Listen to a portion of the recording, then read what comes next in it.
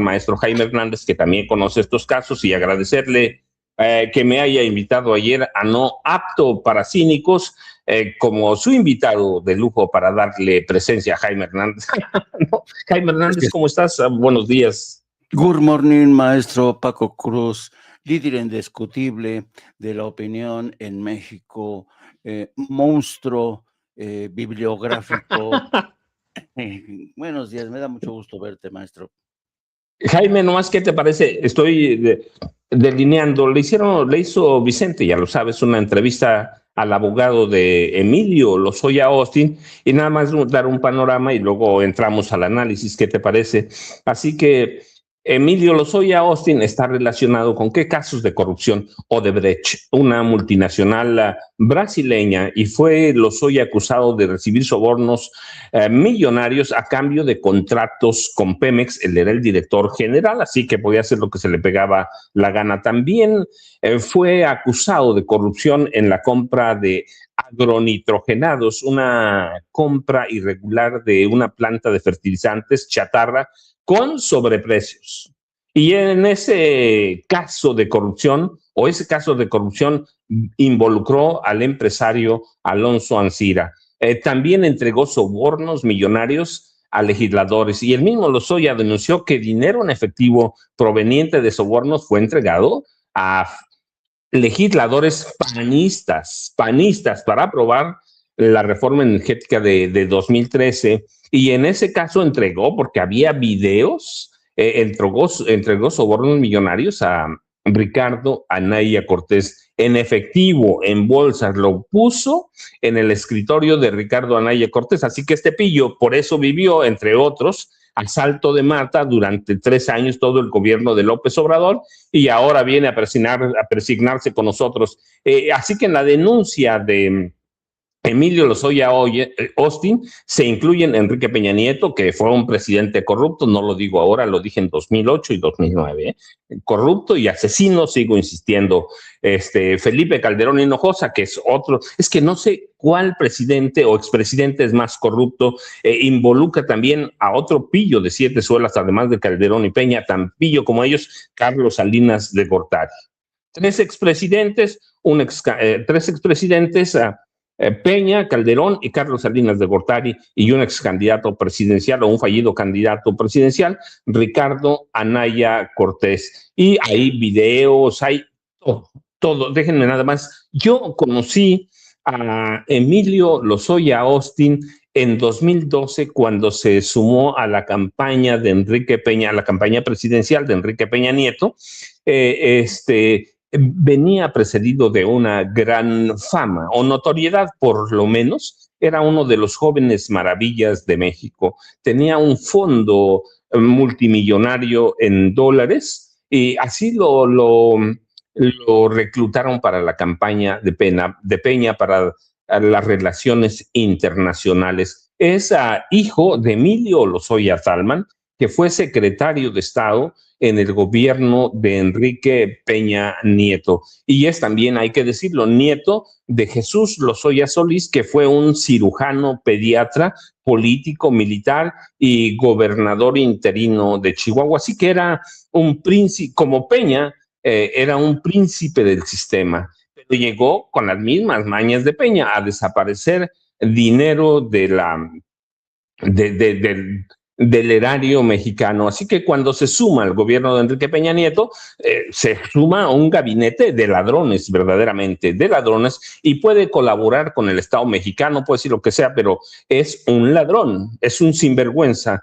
Con respeto lo digo para el abogado, porque conozco a Emilio Lozoya Austin desde que llegó, prácticamente se sumó al gobierno, al equipo de trabajo de Peña. Yo documenté 2007, 8, 9 que Peña era un ladrón, un narcotraficante y un asesino, y iba a ser presidente de este país. Y así fue. Así, no importa que en este país seas ladrón, no importa que seas delincuente, puedes ser presidente de la República. Y lo mismo pasó con Calderón, lo mismo pasó con Salinas, lo mismo pasó con Enrique Peña Nieto. Así que cuando el presidente entonces Andrés Manuel López Obrador hablaba de la mafia del poder, esta es la verdadera mafia que denunciaba, entre otros, el presidente Andrés Manuel López Obrador. Así que, Jaime, buenos días, te dejamos ahí esa bomba, ¿qué te parece? Pues, fíjate que yo entiendo la posición del abogado de Emilio Lozoya, pero ciertamente el caso Odebrecht y todas sus implicaciones y su ramificación en México ha sido una asignatura pendiente desde hace mucho tiempo, porque, ¿te acuerdas que todas las vinculaciones de este caso, cómo se han procesado a gente de Odebrecht en Brasil, en otras partes, pero en México todos se han ido de rositas, todo el mundo se ha hecho guaje. Y claro, esto estaba relacionado con el problema que teníamos con el sistema judicial, que estaba más penetrado que nada por esta oligarquía, como por ejemplo el caso de porque es junto con pegado, ¿no? Casos como el de Raúl Salinas Pliego, que finalmente, que por cierto, todavía no vemos qué va a pasar en ese caso, todavía no tenemos claridad en ese caso. Pero en el caso de Odebrecht, lo cierto es que México ha sido la excepción y la vergüenza.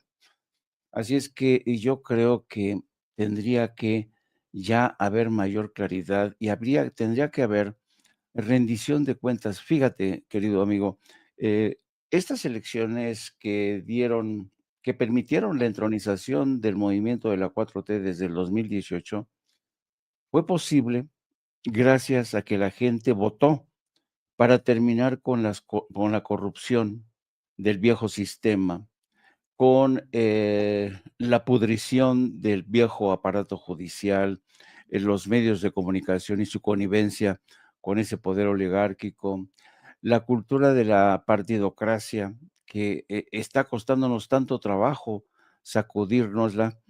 Entonces, yo creo que ya es tiempo de que haya rendición de cuentas, aunque sea tardío, en este caso, porque pues, el señor Emilio Lozoya, desde entonces ha vivido no ha salido de su zona de confort, aunque tenga un grillete electrónico, aunque esté ahí, localizable, pero hay que acordarnos que el señor Emilio Lozoya huyó, y además huyó hacia uno de los balnearios, uno de los lugares más exclusivos de España, donde estuvo escondido, viviendo a todo trapo, y ahora pues, ¿cuánto llevamos desde que fue aprendido? Cuando fue En detenido. febrero de 2020 lo capturaron ahí donde tú dices, en España, Exacto,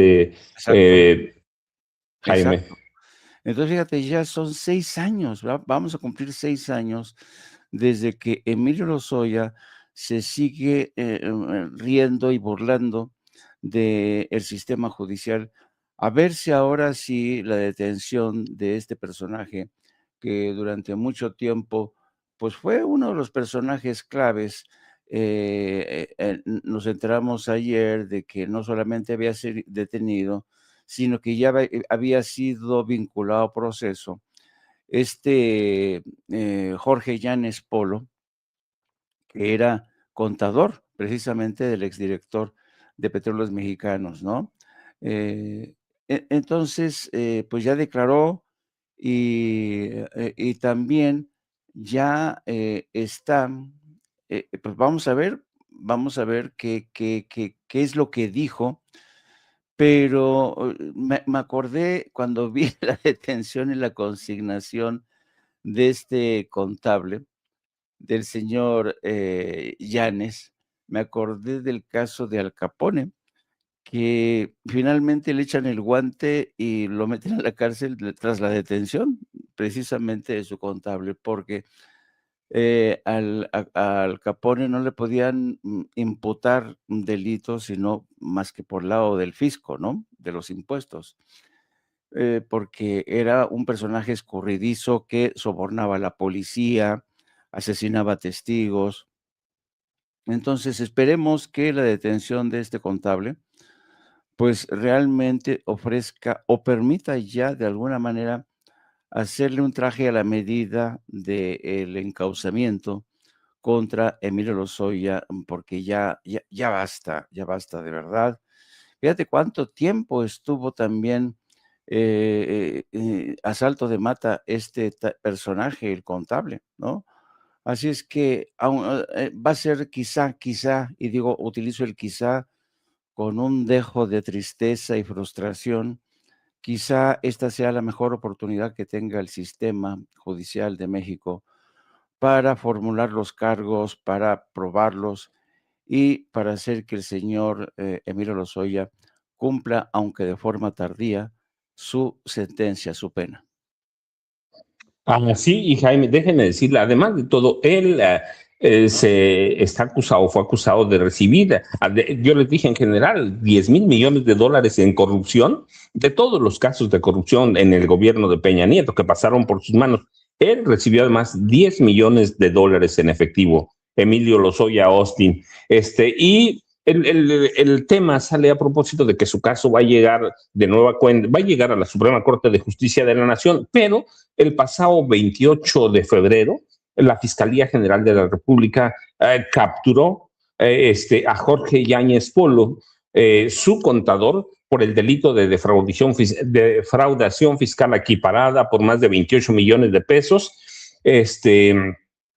Y de acuerdo con fuentes judiciales, es una figura de extrema confianza para el matrimonio de Lozoya Austin. Y él gestionó las finanzas, no solo era el contador, gestionó las finanzas personales, así como sus empresas. Es propietario de un despacho de contaduría, Jorge Yáñez y compañía, de sociedad de capital variable, que utilizó para llevar contabilidad personal del matrimonio de Emilio Lozoya Austin con Mariel Elene X. Ahora es esposa, pero él les manejó todo, así que ahí tienen todo junto. Y es importante, ¿por qué? Porque yo les decía, es toda la mafia del poder, toda la mafia del poder que denunció en su momento el presidente Andrés Manuel López Obrador. Y esta es nada más la puntita de la madeja, ¿no, Jaime? Sí, así es. Así es que vamos a ver si esa madeja nos conduce realmente a, porque hasta ahora la figura más prominente de este escándalo ha sido Emilio Lozoya, pero no cabe duda que todo era prácticamente había múltiples ramificaciones, porque mira, si nos fijamos en este fotografía de grupo, fíjate nada más cuánta gente ha quedado libre de culpa. Está Rosario Robles, que salió, no, la Suprema Corte le facilitó la salida. Está el señor Miguel Ángel Osorio Chong, que sabe mucho de muchas cosas. Era también el experto en mover dinero. Osorio Chong era el hombre que estuviera donde estuviera, ya estuviera en un restaurante cenando, desde ahí dictaba las primeras planas de los diarios, se comunicaba y daba órdenes para decir qué noticia iba a ir en periódicos como El Universal, Reforma, etcétera, etcétera. Toda esta bola de pillos que en algún momento llegó a denominarse el famoso Grupo A de Enrique Peña Nieto, incluido el señor Emilio Lozoya. Yo recuerdo cómo nos vendieron Emilio Lozoya Austin, un tipo joven, ¿sabes? Con buena postura, todos eran jóvenes y bellos, y míralo ahora cómo está el pobre desgraciado, ya se le cayó el pelo, y sabe muy bien qué es lo que puede tener, qué ha aportado este contable en su contra. Y también qué decir de otro de los grandes fixers que solucionaban problemas. ¿Cómo se llama el hombre este que fue? Ay, el que estaba el que está en Emilio Lozoya, ¿y cómo se llama este otro? Mm, ay, se me va. Luis Videgaray Caso. Luis Videgaray Caso, que también ¿te acuerdas que tenían su casita y sus En carros Malinalco. en Malinalco? Videgaray, no. Esta Solo gente. porque te voy siguiendo el hilo de la conversación, Jaime Hernández, ¿eh? Así es, así es. Pues vamos a ver, querido amigo, vamos a ver si sale algo en claro de este tema de Odebrecht, que ya se había podrido en los archivos y este hombre estaba pendiente de que no detuvieran a una pieza clave de esta trama y parece ser que ya lo consiguieron. Ahora, vamos a ver, porque creo que aquí estamos vendiendo la piel del oso antes de cazarlo. Vamos a ver si realmente lo que ofrezca este contable son pruebas sustanciales que permitan el encauzamiento de Emilio Lozoya. Así eran, yo les llamaba entonces a los Golden Boys, ¿sí? Los Golden Boys, Luis Videgaray Caso, que bueno, pero un tecnócrata de todas las confianzas del sinvergüenza de Pedro Aspe Armella, que fue secretario de Hacienda en el gobierno de Salinas, y estaban el exgobernador de Hidalguense, y a propósito de que mencionaste su nombre, Miguel Ángel Osorio Chong, que llegó a la gubernatura, que llegó a la Secretaría de Gobernación, y también era un pillo, él entregó $750 millones desde Gobernación, por órdenes de Peña, claro, a Genaro García Luna. Pero fíjense, yo sigo a Miguel Ángel Osorio Chong desde años antes, en 2005, una pequeña anécdota, cuando Peña estaba en campaña para ser gobernador del Estado de México, el hombre que armó la guerra sucia fue Miguel Ángel Osorio Chong, con Jesús Murillo Caram. Peña estaba como 15, 16 puntos abajo del candidato del PAN, que ya se murió, Rubén Mendoza Ayala. No hallaban cómo subir a Enrique Peña Nieto, y Miguel Ángel Osorio Chong y Murillo Caram le armaron una guerra sucia. A mí me hacían llegar, a mi correo electrónico, me hacían llegar de qué iban a acusar. Claro, nunca me dijeron que era Miguel Ángel Osorio Chong ni Murillo Caram, pero yo sé que salieron de ahí. Me hacían llegar fotos de cómo iban a acusar de pederastia y de pedofilia al candidato panista Rubén Mendoza Ayala. Lo iban a acusar de pederastia, de asesinato, de cualquier cantidad. Y finalmente Rubén Mendoza Ayala terminó de retirarse. Prácticamente sí participó en las elecciones, pero ya no hacía campaña, llegaba borracho, así que perdió las elecciones del Estado de México, y así sí hicieron Miguel Ángel Osorio Chong y Murillo Caram gobernador a Enrique Peña Nieto, para que tengan. Y bueno, a ese grupo de los Golden Boys se sumó un desconocido, pero no improvisado, Emilio Lozoya Austin, que fue, para que tengan una idea cómo les he seguido la pista, que fue uno de los jóvenes líderes mundiales de 2012 en el Foro Económico de Davos. Y yo les platicaba, es hijo de Emilio Lozoya Talman, que fue director general del ISSSTE y secretario de Energía en el gobierno de Carlos Salinas de Gortari.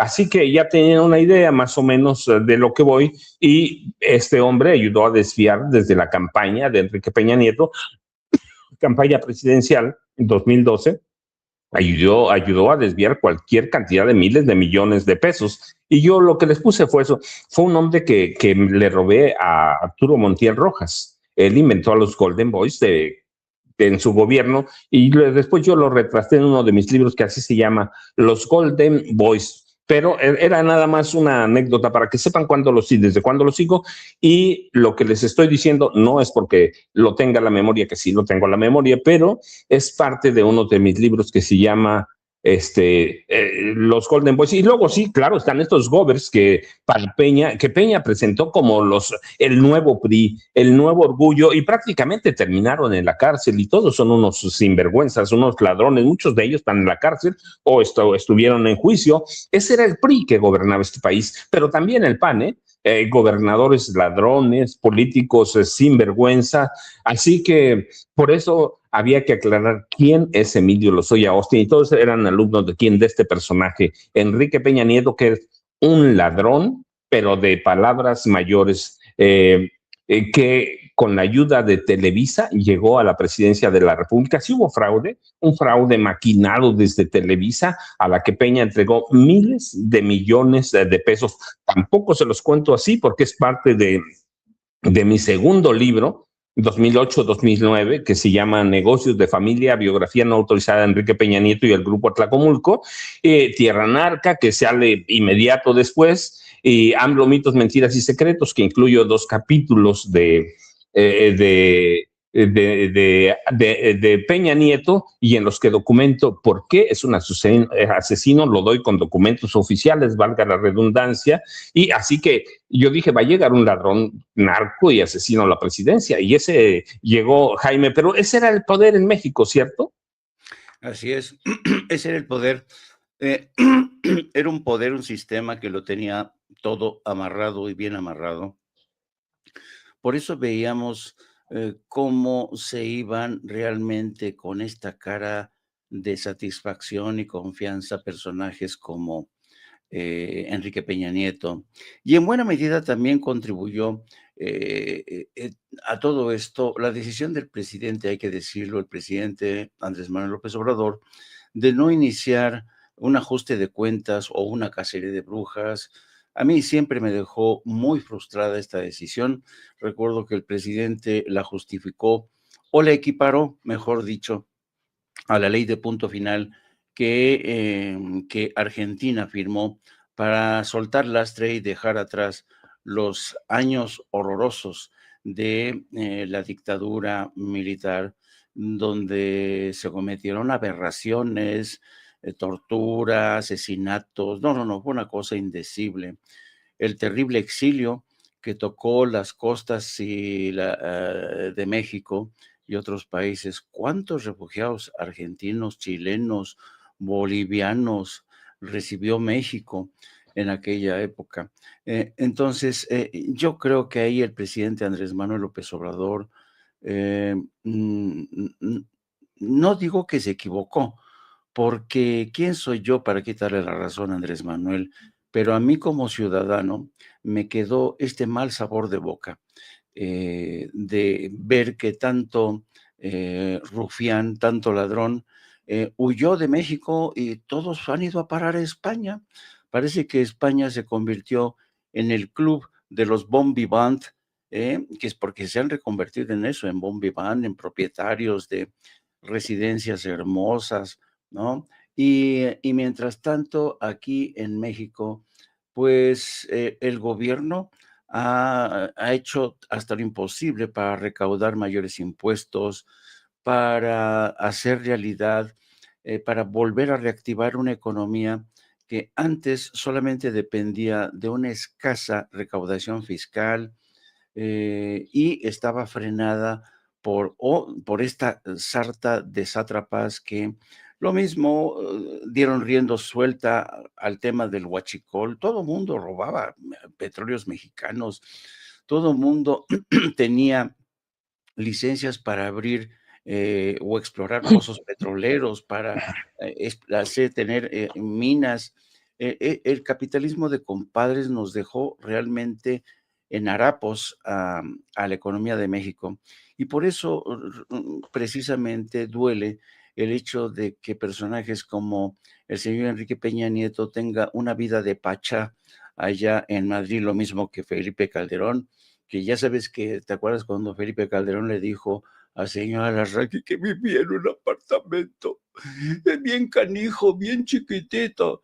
Y el, y el señor Alarraqui creyéndole, bueno, haciendo que le creía a este personaje tan turbio de nuestra política mexicana, ¿no? Yo creo que, pues también está Carlos Salinas de Gortari, el padre de la desigualdad, como decía el presidente de México.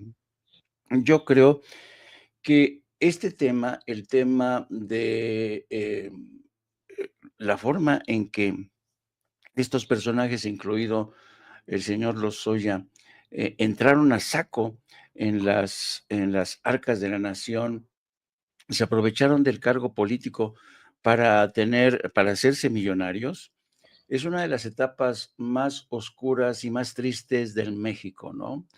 Este grupo de jóvenes que le llamaban el equipo A o a los Golden Boy, llegó para hincarle el diente al presupuesto. Yo recuerdo cómo esta imagen incluso llegó a convencer a Estados Unidos. Mucha gente en Estados Unidos, me refiero al Departamento de Estado, cuando yo platicaba con gente del Departamento de Estado y les hablaba de Enrique Peña Nieto, yo les preguntaban, oigan, ¿ustedes creen realmente que Enrique Peña Nieto representa al nuevo PRI? ¿Ustedes creen que Enrique Peña Nieto ya no es ese dinosaurio? Y del Departamento de Estado me decían, sí, sí, sí, cómo no, es un nuevo político mexicano, y claro, el Departamento de Estado prefería darle el beneficio de la duda a este PRI recompuesto, rejuvenecido de Enrique Peña Nieto y sus jóvenes colaboradores, antes que aceptar la posibilidad de que un personaje comunista, socialista, antiestadounidense como Andrés Manuel López Obrador llegar al poder en México. Pues mira, a pesar de todas las maniobras de Estados Unidos, todo el mundo nos dimos cuenta que estaban en lo equivocado o que decidieron preferir a elegir a Enrique Peña Nieto porque Enrique Peña Nieto, entre otras cosas, les garantizaba la iniciativa de ley energética. ¿eh? Era prácticamente, Enrique Peña Nieto fue el alfil de Estados Unidos para meter al Congreso mexicano la iniciativa de reforma energética, que ya sabemos en qué se tradujo o cómo consiguió sobornando a sus pares. Así es que es increíble. Así es que yo creo que por eso mismo, a mí, francamente, sigo esperando, fumando en la esquina, esperando a ver si me llega la justicia, querido amigo. Fíjense, es que es bien bonito porque cuando hablamos de estos casos, por ejemplo, Cristina Piña, aquí en el chat en vivo, es sarcástica, pero es un sarcasmo rico porque dice, pues sí, pero aquí no pasa nada. Estamos igual ahora con varios, Monreal, a Pedro Aces, Adán Augusto, Maru Campos, Alito Moreno, Anaya, aún hay muchos delincuentes y no pasa nada. No, sí pasa, pero saludemos primero a Norman Perr, porque si no lo vamos a dejar ahí esperando. Norman, ¿cómo estás? Buenos días. Hola, ¿qué tal? Buenos días, mi querido Paco, mi querido maestro Jaime Hernández. Buenos días a toda la audiencia. Qué gusto estar aquí con ustedes, como siempre. Ya, mira, regresamos a los orígenes, le robamos el programa y la marca a Vicente Serrano. Pero como no está Vicente, podemos aprovecharnos de él. Seguramente sí nos va oyendo. Saludos, Vicente, saludos, Vicente. Y esto nada más es pero decía yo, Cristina Piña hace un uso del sarcasmo y rico. Pues sí, pero aquí no pasa nada. Estamos igual con varios, Ricardo Monreal Ávila, Pedro Aces, el líder sindical, que hasta me dan escalofríos a Maru Campos, Alito Moreno, Anaya, muchos y no pasa nada. No, sí pasa, pero recuerden también, no pasa porque no queremos que pase. Yo les voy a contar la anécdota. Yo denuncié en su momento 2008 y 2009, lo estoy diciendo, documenté, porque presento en mis libros documentos de cómo era la cosa, de que Peña era un ladrón, Peña era un asesino, un narco, pero les dije, va a ser presidente, y la gente convencida por Televisa fue a votar por él. ¿Y qué pasó 6 años? Que fue un ladrón, que fue un asesino. Ahí está el caso Ayotzinapa, entre otros. ¿Cuál es la cuestión? Que los grandes medios todavía tienen poder para engañar a la gente. Hay cosas que tenemos que hacer todavía. Pedro Aces tiene fuero, Monreal tiene fuero, Maru Campos tiene fuero, Alito tiene fuero, Anaya tiene fuero. Todavía deshacernos de las viejas estructuras del poder es muy complicado. No, Norman fue parte de Morena. ¿Por qué nos cuesta tanto, Norman, deshacernos de toda esa vieja estructura que nos heredaron el PRI, que gobernó 70 años, y el PAN, que 12 años, pero hizo de este país una porquería, Norman? Bueno, porque todos los políticos tienen un ámbito de actuación, inclusive en Morena, ¿no? Todos tienen, eso sí, hay que decirlo, tienen límites, ¿no? Están acotados también por sus propias posiciones, por sus propias designaciones, o en este caso, por ejemplo, Ricardo Monreal dentro de la Cámara de Diputados como coordinador, pues sabe perfectamente bien hasta dónde puede llegar, ¿no? Sabe perfectamente bien que tiene límites claros y que, por ejemplo, procesar o trabajar las iniciativas de ley, pues también tienen límites. Estamos viendo cómo ayer, por ejemplo, Ricardo Monreal reconoce abiertamente pues, que no tiene mucho que hacer con respecto a una reforma, ¿no? Una reforma que va totalmente en contra de todos los demás partidos, en donde solamente Morena podría beneficiarse, o como diría el mismo Leonel Godoy, que Morena y el PAN serían los grandes beneficiarios. Yo creo que ahí hay que hacer ejercicios, ¿no? Hay que hacer muchos ejercicios para saber hasta dónde nos llevaría una ley que ya nadie conoce, digo, para ser muy franco. Antes la presidenta decía que no quería enviar una ley descafeinada. Bueno, es absolutamente descafeinada, ¿no? Y yo quiero decir algo, porque ha estado manejando la presidenta Sheinbaum, pues también con motivaciones políticas, que ella en campaña ofreció que los plurinominales ya no iba a ser manejado por listas. Hay que recordar que la oferta del presidente López Obrador y la oferta de la misma candidata Claudia Sheinbaum Pardo fue en el sentido de eliminar a los plurinominales, no las listas de plurinominales, ni tampoco el manejo de los plurinominales. Yo creo que eso debe de quedar claro, porque no hacerlo se crea confusiones, ¿no? Y no estamos para confusión. La presidenta está haciendo un gobierno extraordinario, magnífico, pero cuando tiene que tomar decisiones de carácter político, pues a veces incurre en pequeños despistes, ¿no? Dislates, en donde la mayoría de la gente, sobre todo aquellos que vemos, observamos la política en el día a día, sabemos que no hablaban, ni López Obrador ni ella, no hablaban de las listas de las cúpulas, hablaban de los plurinominales en su eliminación total, ¿no? O por lo menos parcial, pero sin darles la posibilidad de que trabajaran de otra manera.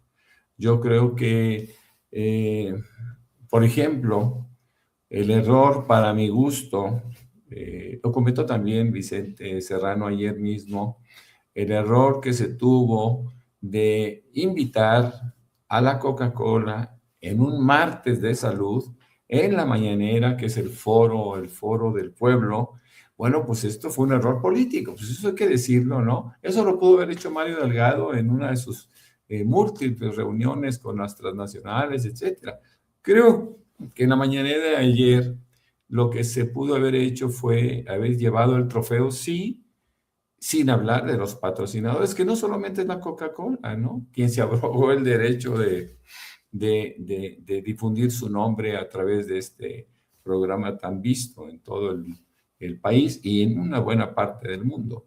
Así que, bueno, tenemos que hacer ese tipo de cuestionamientos. Con respecto a los personajes que tú citas, bueno, pues todos ellos efectivamente están amparados por un fuero que también tiene límites, pero que más allá del fuero tienen la bendición, por ejemplo, Alito Moreno con Ricardo Monreal, que Ricardo Monreal, como coordinador de la Jucopo, tiene a su cargo, por así decirlo, también la posibilidad de manipular, así lo hemos visto en la sección instructora, para que no toquen a Alito, y eso es una cosa gravísima, ¿no? Gravísima. Pero todos tienen un ámbito de actuación, y espero que ese poder efímero no trascienda, bueno, ya no parece tan efímero el de Ricardo Monreal, ¿no? Pero bueno, esperemos que no trascienda a otros órdenes de gobierno que eventualmente pueden afectar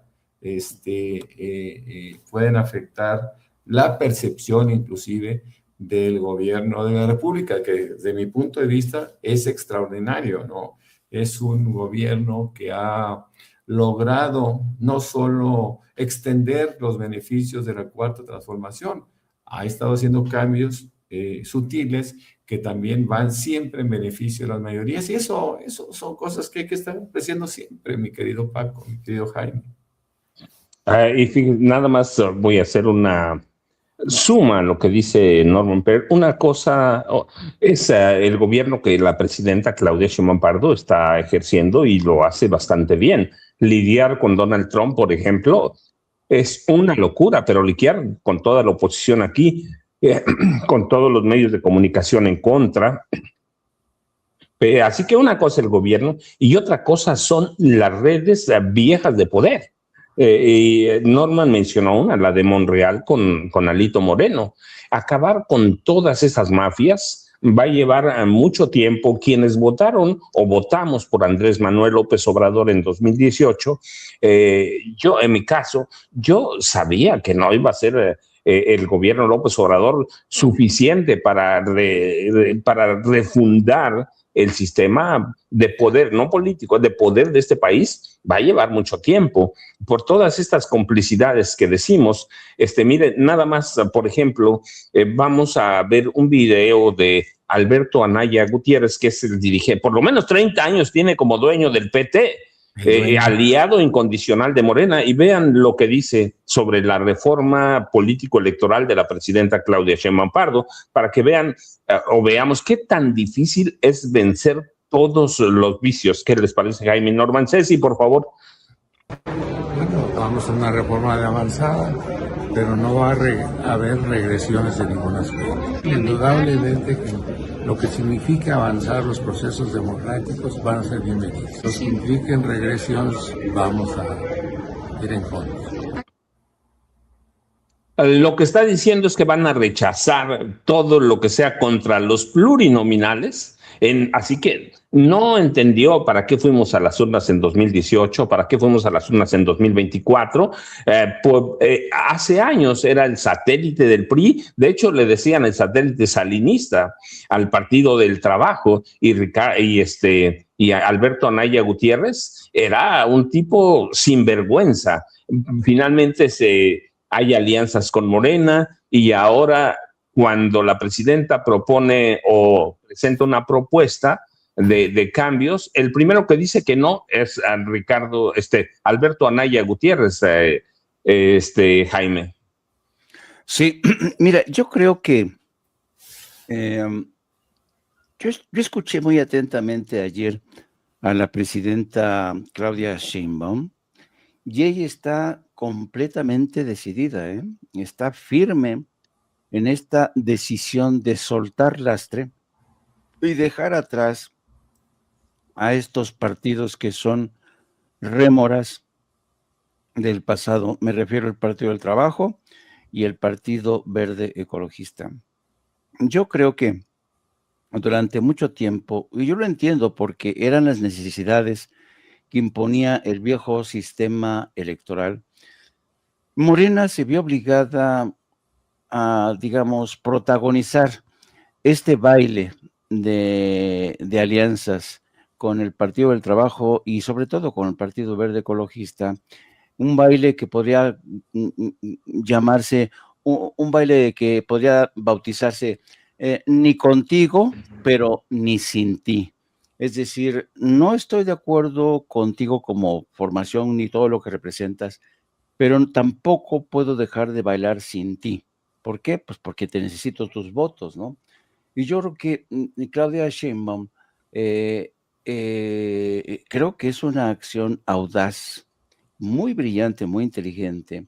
Y ella está convencida porque yo creo que esa es la virtud que muchas veces, mucha gente, cuando Claudia Sheinbaum asumió el poder, mucha gente la consideró como la mujer que iba a ser, y siguen hasta la fecha, Ayer el imbécil de Diego Fernández Ceballos, asegurando que ella solamente obedecía órdenes de Andrés Manuel López Obrador, pero eso demuestra que no es así, que Claudia Sheinbaum es una estratega y que a veces en política, sobre todo cuando son causas importantes, a veces hay que dar un paso adelante y dos hacia atrás. No importa, así se escribe la historia.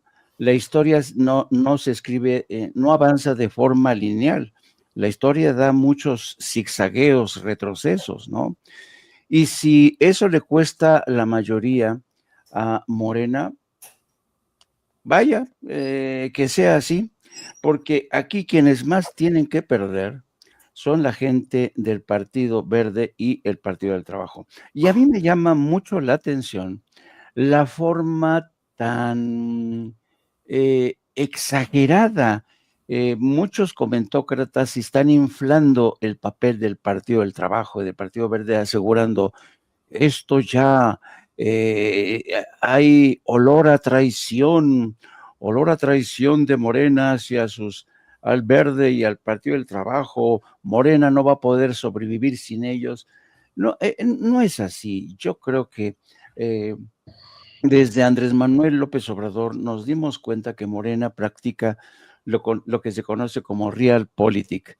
Y para mí, en su momento, Andrés Manuel practicó un tipo de realpolitik que a veces decíamos, wow, qué astuto es este zorro, ¿no? Que le ofrece una candidatura a Lili Telles, le permite que personajes como Mayer y todo se conviertan, que formen parte de ese garapiñado que era de ese caramelo. ¿Cómo se llama este garapiñado? Sí, garapiñado, ¿no? Que van acumulándose y se van pegando, no importa que sean garapiñado. Pero ahora Claudia Sheinbaum dice, no, necesitamos depurar al partido. No puede ser que el partido siga sufriendo tropiezos a manos de operadores en las sombras como Ricardo Monreal, el clan de los Monreal, deserciones como las de Lili Telles, que luego se conviertan en enemigas juradas por órdenes de su patrón, el señor Ricardo Salinas Pliego. No puede ser que estemos a merced del Güero Velasco, que está empeñado en que la próxima gobernadora de San Luis Potosí sea la esposa del actual gobernador.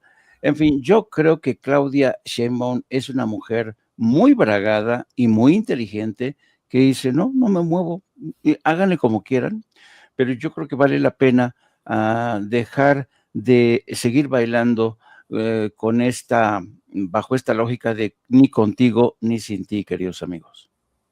Déjenme decirles nada más, es bien interesante este post de Diego Fernández Ceballos que dice, señora Sheinbaum, no sea tonta, no diga burradas, yo no pude haber sido creado por Salinas de Gortari porque antes de que él naciera yo luchaba por la democracia que usted destruye, en cambio es el del dominio público que usted fue puesta donde ya está y es sirviente de su idolatrado tartufo.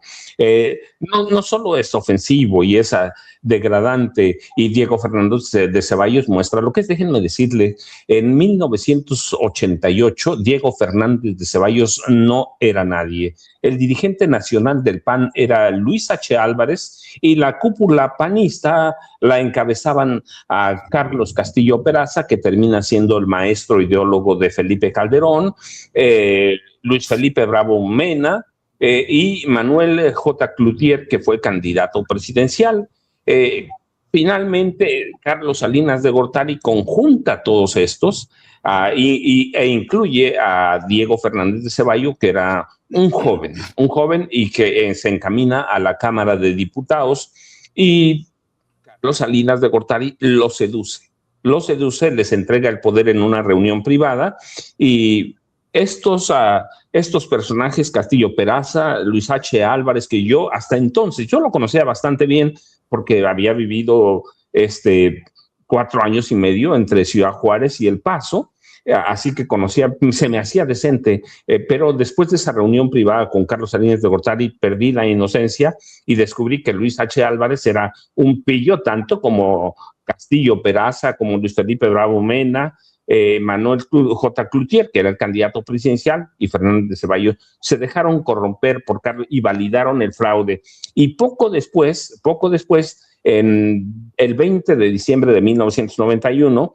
el diputado federal priista Fernando Ortiz Arana presentó un punto de acuerdo para que la Cámara de Diputados destruyera los paquetes con las boletas electorales que documentaban el fraude de 1988. A pesar de los cuestionamientos de legisladores de la oposición, que ahí están en el diario de los debates, porque ahí los consulté, y eran la única prueba documental pública e irrefutable de ese fraude.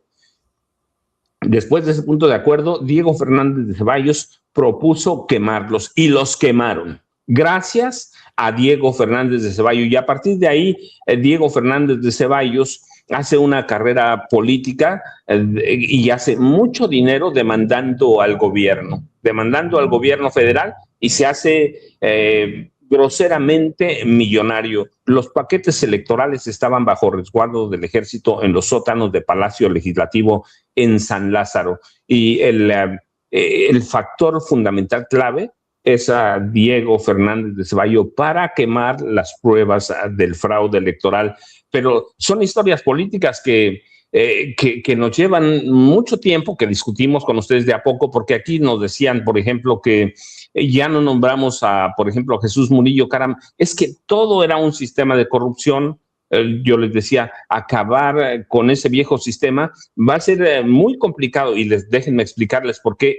Esta semana, la revista o el periódico digital, sin embargo, dio a conocer o documentó el levantamiento, construcción de la mansión dorada de la gobernadora de Chihuahua, María Eugenia Campos, diseñada con piedras naturales de lujo, hojas de oro, mármol, muebles de alta gama, árboles también de alta gama, y ayer la empezó a defender Ciro Gómez Leiva, pero cuando digo Ciro Gómez Leiva, pero es todo el viejo sistema que está ahí de pie, todos los viejos comunicadores. Creo que tienes por ahí el video, ¿cierto, Ceci? No me acuerdo qué número es el de Maru Campos, es el 5. El de Maru Eugenia Campos Galván, que es el nombre completo de la gobernadora de Chihuahua, le abren toda la vieja prensa y uno dice, ya no tienen peso. Sí, todavía tienen peso, todavía existen y tienen mucho, mucho dinero. Así que se denuncia el levantamiento de esta multimega mansión, la Casa Blanca de Enrique Peña Nieto, ¿no? La Roja de Xochitl Gálvez, y ahora tenemos la Mansión Dorada, pero todo el mundo del viejo sistema está vivo, la salió a defender. Y por favor, Ceci, el video lo tenemos ahí. Me encanta que tiren misiles. Me encanta que tiren misiles, Ciro, porque si eso es lo que están echando de misiles, he llevado una vida limpia, he llevado una vida sí de acusaciones en los últimos años, pero mi vida es limpia, mi vida es transparente, están mis declaraciones patrimoniales en orden. Cuando teníamos el famoso 3 de 3, siempre presentamos el 3 de 3. Y bueno, la gente ahora conoce... dicen que te estás construyendo una mansión la gente, o algo así, dijeron ayer, la ¿no? gente conoce quién es Maru Campos en Chihuahua. No me la estoy construyendo, ya se construyó. Ya se construyó. Y me la construyó mi querido marido, que ya pasó a mejor vida. A una mujer que estaba en las nóminas secretas de César Duarte Jaques cuando era gobernador, y ella coordinadora de los diputados del PAN. Hay por lo menos de los que se han revisado 34 recibos y bien clasificados con la firma de ella, que recibía dinero sucio de César Duarte Jaques. Ha entregado por lo menos 1,300 millones de pesos a la prensa para que la defiendan.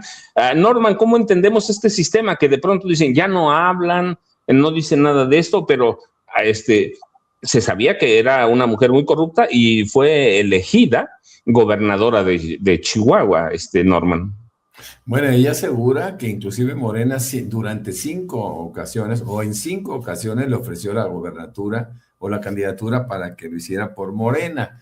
Me parece que Maru Campos es una mujer que está tratando de capitalizar sus momentos. Por ejemplo, cuando habla de la casa, esta casa de 31 millones de pesos por lo menos en una zona privilegiada de Chihuahua, pues ella fácilmente dice, a mí no me digan nada, esta me la construyó mi marido y mi marido ya se murió, así pues, ¿qué quieren que haga, no? Ella está tratando de capitalizar los momentos de una forma muy particular. Maru Campos es una mujer corrupta, siempre lo fue, y bueno, pues llegar a estar con Ciro Gómez Leiva no la va a purificar, ¿no?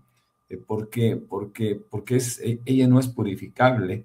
Todo mundo la conocemos, todo mundo sabe quién es Maru Campos, y bueno, ella cree que va a seguir prevaleciendo el PAN en Chihuahua inclusive, ¿no? Porque hoy por hoy saca un artículo Ciro Gómez Leiva donde habla maravillas de las 3 gobernadoras, como son la de la de Guanajuato, Maru Campos y también la de Aguascalientes, y dice que son estados que eventualmente pues, no se van a perder. Dice, hace cuentas alegres Morena pensando que se van a ganar 17 candidaturas, pero habrá varias que se pierden. Fíjese que yo no quiero pasar o dejar pasar la oportunidad de hablar sobre este grotesco personaje llamado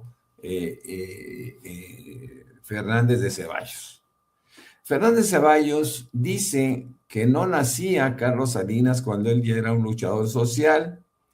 El problema es que, si no mal recuerdo, Fernández de Ceballos debe andar como por los 85 años y Salinas de Gortari por los 75. Ahora, Salinas de Gortari fue presidente de la República a los 39 años. De tal manera que tuvo tiempo y espacio y recursos suficientes del gobierno para poder ampliar la corrupción de Fernández de Ceballos, ¿no? Así que eso es una mentira vil, la que está diciendo. Nació en 41, Norman. Fíjate nada más. Nació en 41, estás hablando de que tiene apenas... 84 años. 84, y Salinas de tener como 76. Así que es falso lo que dice, como todo lo que ha dicho toda su vida. Fíjense, hay que recordar, y esto en beneficio de nuestra audiencia, que no solo es una audiencia maravillosa, es una audiencia que tiene una gran cantidad de dudas, que aquí, por supuesto, podemos despejar. Fernández Ceballos, en su competencia contra Carlos Salinas de Gortari, Fernández Ceballos compitió contra Salinas de Gortari. Él ganó el primer debate. No, contra Salinas de Gortari no. Fue Cloutier, sí. El Maquillo Cloutier fue el que compitió contra Salinas de Gortari y el ingeniero Cuauhtémoc Cárdenas Solórzano. El Maquillo compite contra... Y Diego Fernández de Ceballos compite contra Cárdenas en la tercera vez y contra Ernesto Zedillo Ponce de León, Norman. Tienes razón, contra Zedillo, por eso me quedé con la duda. Bueno, fíjate, compite contra Zedillo. Él, en el primer debate que se tuvo, o el primer debate que se tenga de memoria, de carácter presidencial, lo gana con muchísima facilidad. Yo me acuerdo perfectamente bien que fui a un desayuno que me invitó me invitó un amigo, que a su vez era muy amigo del suegro de Felipe Calderón, Diego Zavala. Diego Zavala caminaba conmigo en un club, me acuerdo muy bien, Casablanca, ahí por Avenida Toluca, en la Ciudad de México. Me acuerdo que en esa ocasión que nos invitan a ese desayuno, yo digo, bueno, ok, vamos. Yo fui y llegué una hora antes porque había un cambio de horario. Eso ya lo he platicado. Y en ese cambio de horario estoy platicando con Carlos Castillo Peraza, que a su vez era el presidente nacional del PAN. Ahí Carlos Castillo Peraza, emocionado, me dice, porque había sido unos días antes el debate, me dice, ¿tú qué piensas acerca del debate? Y yo le dije, bueno, ese debate lo ganó con mucha facilidad Fernández de Ceballos y eventualmente van a tener alguna posibilidad. Y me dijo, fíjense lo que me dijo, este triunfo, que fue inobjetable en términos de debate, lo será en términos electorales, me siento muy cerca de que logremos, de que el partido, de que el PAN logre este triunfo. Yo en ese entonces estaba en el Partido Mexicano de los Trabajadores, de Beto Castillo. Bueno, y algunos personas que estaban en el desayuno también habían estado conmigo en el Partido Mexicano de los Trabajadores. Estaban absolutamente seguros del triunfo. Ellos sabían que no había forma de arrebatar el triunfo a Fernández de Ceballos, pero ¿qué creen que pasó? Fernández de Ceballos fue conmovido o convencido por Salinas de Gortari de que se escondiera. Y e inventando una enfermedad, se retiró de la contienda como por 1 mes y medio. Tiempo suficiente, obviamente, para que fuera rebasado por Zedillo y Zedillo ganara la presidencia de la República. De ese tamaño es este individuo que traicionó a su partido. Bueno, más tarde, Vicente Fox Quesada sacó un libro que seguramente le escribieron. Él no sabe ni escribir, bueno, no sabe pensar, pues menos escribir. Le sacan un libro y en el libro Vicente Fox acusa a Fernández de Ceballos de traición, porque evidentemente fue una traición, y esa traición le impidió al PAN tener la primera presidencia de la República. De ese tamaño es Fernández de Ceballos. Es un tipo realmente corrupto. Después, a partir de ahí, se haría de Punta Diamante en Acapulco, que fuera cedida por Carlos Salinas de Gortari como un premio, como tantos premios que habría de recibir en su vida por corrupción este individuo. Y fíjense, hablando de corrupción, hablando de gobernantes, inclusive ladrones, ayer nos ilusionaron con la falsa captura de Silvano Aureoles. Acuérdense que Silvano Aureoles está prófugo de la justicia por un fraude de 3,412 millones de pesos durante su mandato en Michoacán. Se acordarán aquellos cuarteles que costaban de policía millones de pesos, y él los registró contablemente en 900 y pico millones de pesos, ¿no? Bueno, pues nos acordamos de ellos, y esto es una cosa verdaderamente grave y triste, pues que nos hayan dicho que no, que finalmente no fue capturado Silvano Aureoles. Esto lo sacó un canal de televisión estadounidense, ¿no? Así que bueno, pues seguimos esperando la captura de Silvano Aureoles, queridos amigos. Nada más para completar un añadido a lo que dice Norman. Sí, después de aquel debate, Carlos Salinas de Gortari le dio la orden a Diego Fernández de Ceballos de desaparecer, y se desapareció.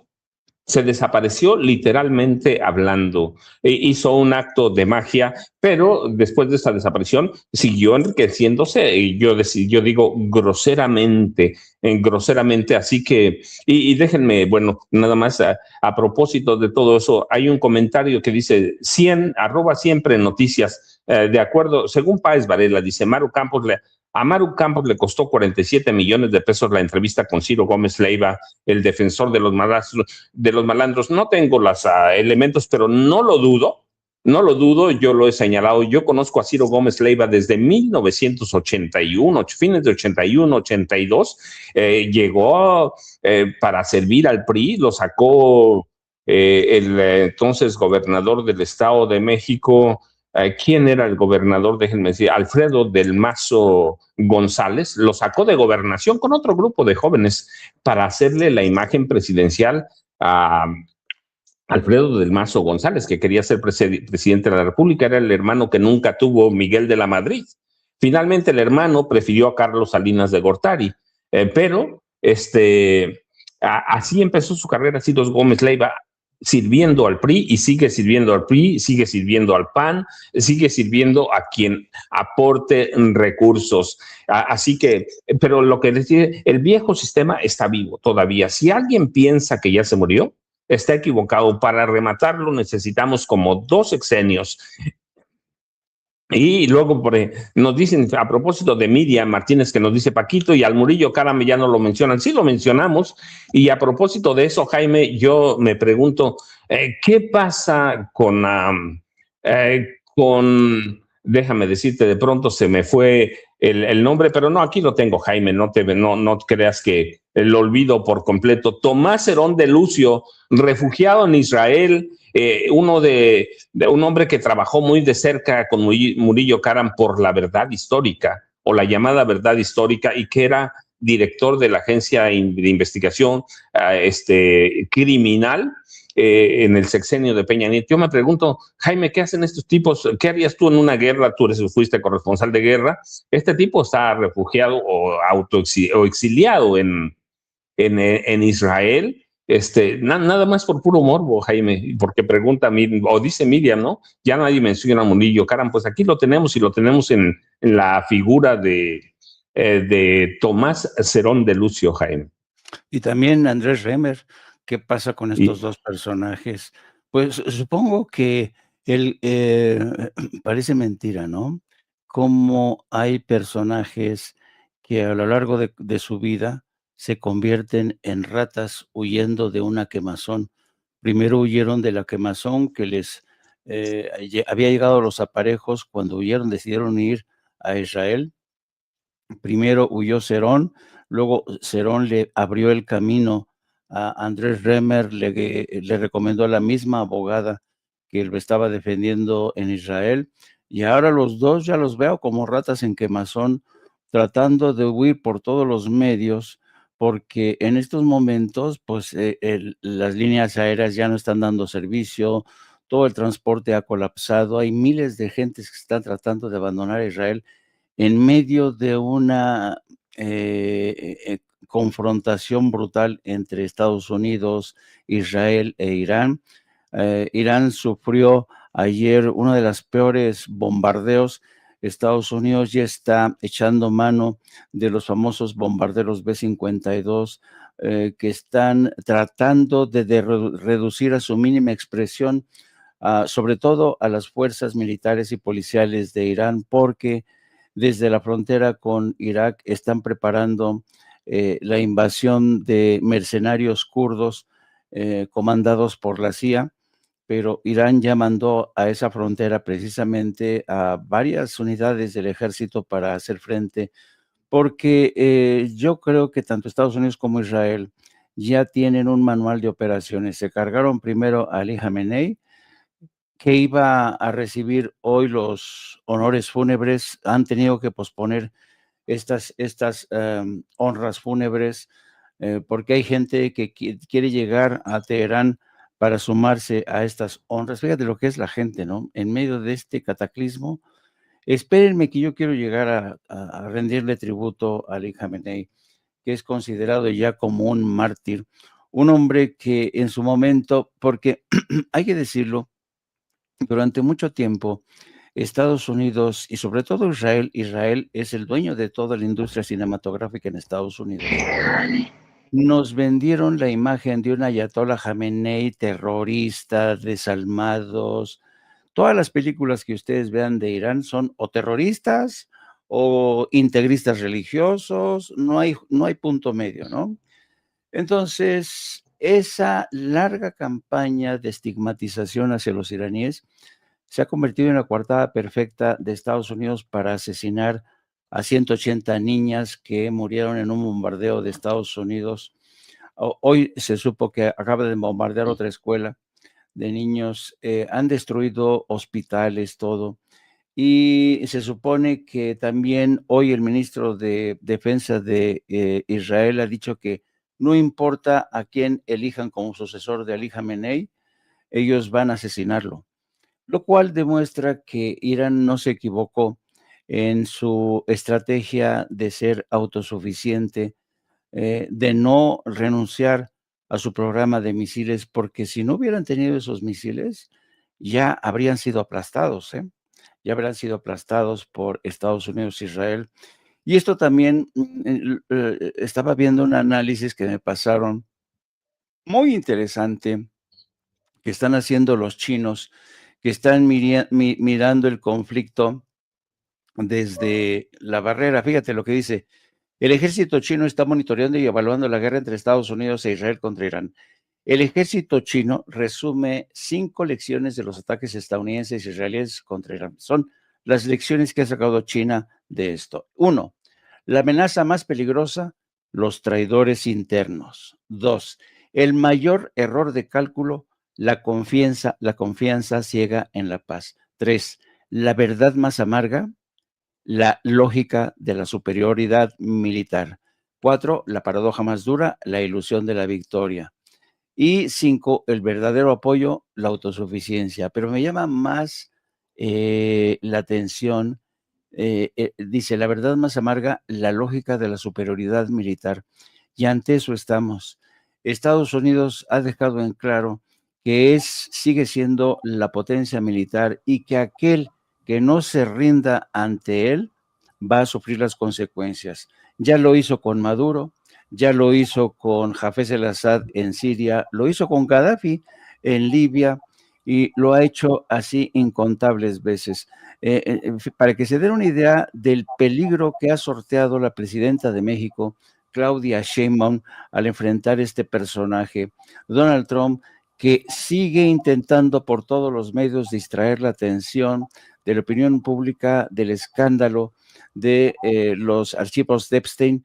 Ha habido denuncias en el curso de las últimas horas de que siguen borrando y desapareciendo los archivos del Departamento de Justicia. Y hoy se vota en el Congreso de Estados Unidos la resolución de poderes de guerra, una resolución que van a votar de forma más que tardía.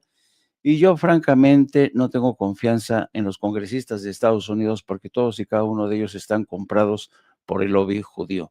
No se olviden que los espero a las 14 horas en Octo para Cínicos con mi compañera de vida, la periodista Lourdes Salas, mi ideólogo de cabecera, que insisto, ya parece un plurinominal, trabaja cuando quiere, Yago Batusay, y nos pueden seguir también a través de nuestras redes sociales, @JaimeJourno.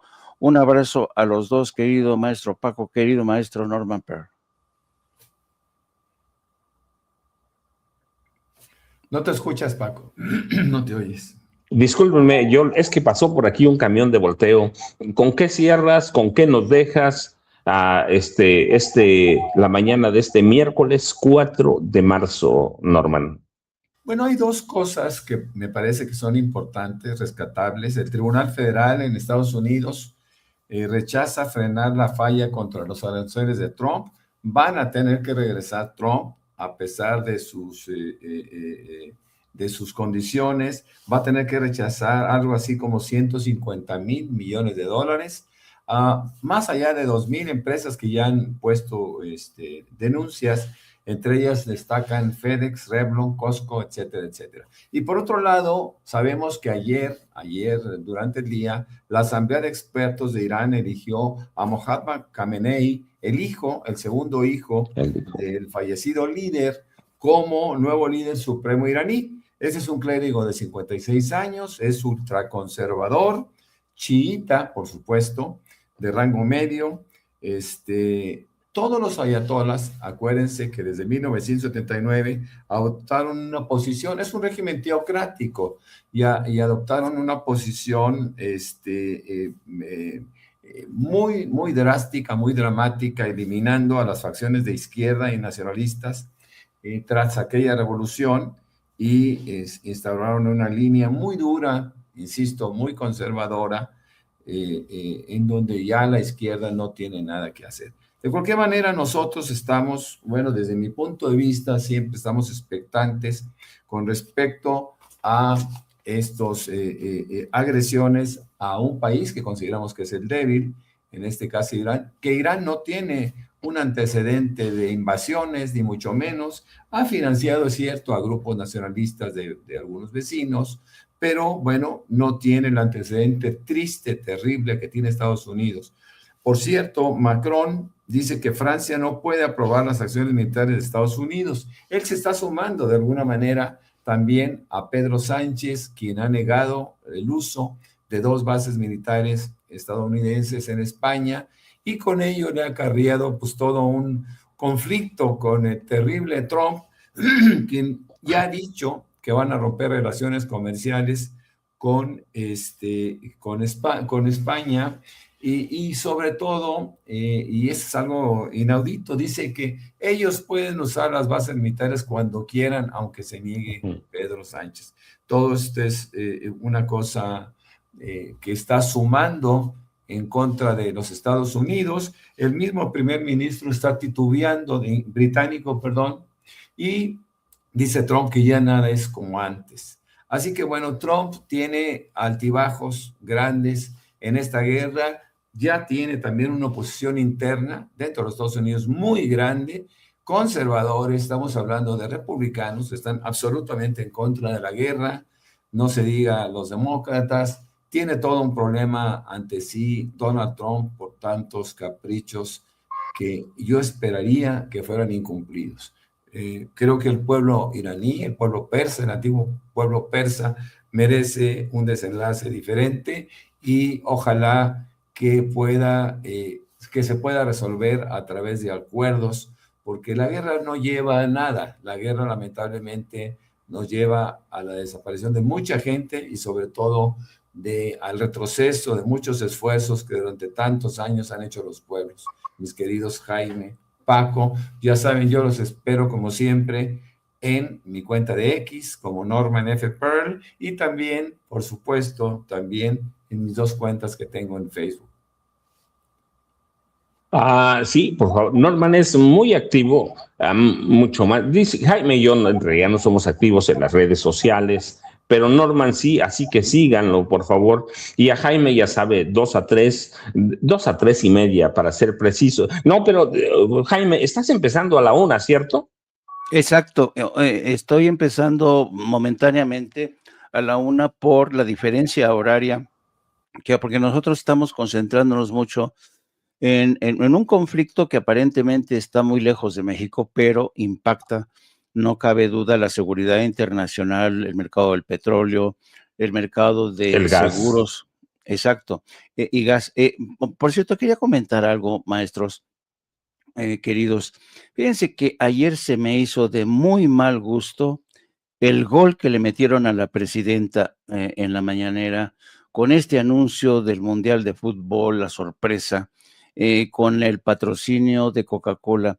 Y francamente me extrañó muchísimo que la presidenta se dejara meter ese gol, porque momentos antes habían estado hablando el secretario de Salud sobre el tema de los trasplantes y nos consta cómo la propia presidenta ha advertido sobre el peligro de bebidas como la Coca-Cola.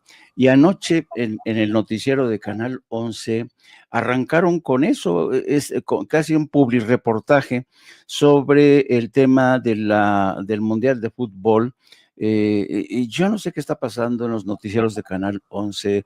Están publicando todo desde una posición tan acrítica, sin ninguna valoración. Parece ser que se pliegan a todo lo que decida y no hay nada ni espacio para hacer una reflexión, ¿no? Como la hacemos aquí, porque aquí sí hay libertad para decir, creo que ayer la presidenta se dejó meter un gol, dejó mal sabor de boca entre mucha gente.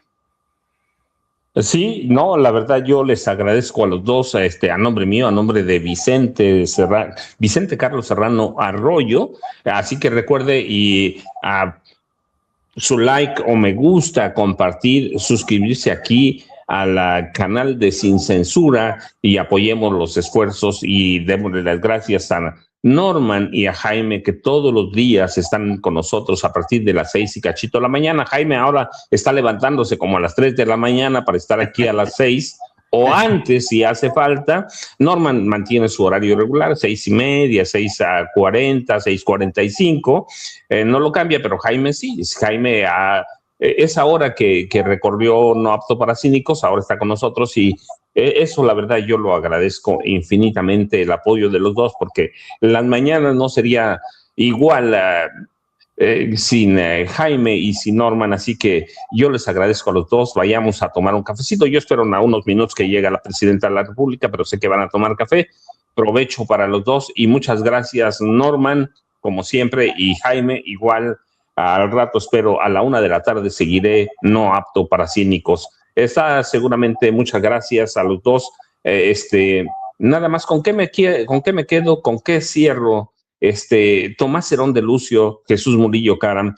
¿Quién es Tomás Herón de Lucio, que está refugiado allá en Israel? Fue director de la Agencia de Investigación Criminal durante el sexenio de Peña y es una figura clave y central en el escándalo de la desaparición de los 43 normalistas de Ayotzinapa, o 43 estudiantes de la normal rural Raúl Isidro Burgos de Ayotzinapa. Es prófugo de la justicia mexicana, reside en Israel, enfrenta graves acusaciones relacionadas con la manipulación de pruebas, tortura, desvío de recursos, invención de pruebas, desaparición, fabricación de la verdad histórica con Jesús Murillo Caram, es señalado como el principal artífice de esa verdad histórica, el que fue en su momento la versión oficial del gobierno de Enrique Peña Nieto, que afirmaba que los 43 estudiantes fueron incinerados en un basurero de Cocula, ya en Guerrero, y se le acusa, como yo les decía, de manipular, manipular, fabricar, desaparecer, sembrar pruebas para sostener la narrativa de la verdad histórica. Hay evidencia sólida que incluye videos difundidos por el gobierno que muestran a Cerón interrogando y amenazando a Felipe Rodríguez Salgado, alias El Cepillo, un pistolero de Guerreros Unidos, del cártel de Guerreros Unidos, que es un acto abierto de tortura física y psicológica para obtener declaraciones forzadas. Buenos días.